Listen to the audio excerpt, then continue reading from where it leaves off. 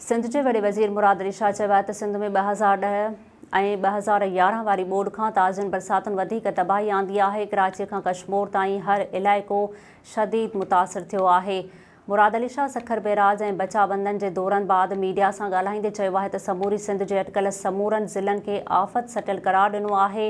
वॾे वज़ीर चयो आहे त बरसाति सटियलनि जी मदद लाइ वज़ीर आज़म सां लाॻीतो राब्तनि में आहियां।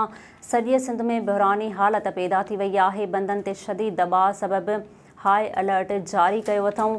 हुन चयो आहे त सखर बैराज वटि सुभाणे शाम खां मथाहें दर्जे जा वहिकिरा गुज़रंदा। गुड्डू बैराज ते हाई फील्ड जी सूरत हाल हूंदी। मुराद अली शाह वधीक चयो आहे त लापरवाही कंदड़ अमलदारनि ख़िलाफ़ एक्शन खयो अथऊं। ज़ख़ीरो कंदड़नि ऐं नफ़ेखोरनि ख़िलाफ़ कार्रवाई कई पई वञे।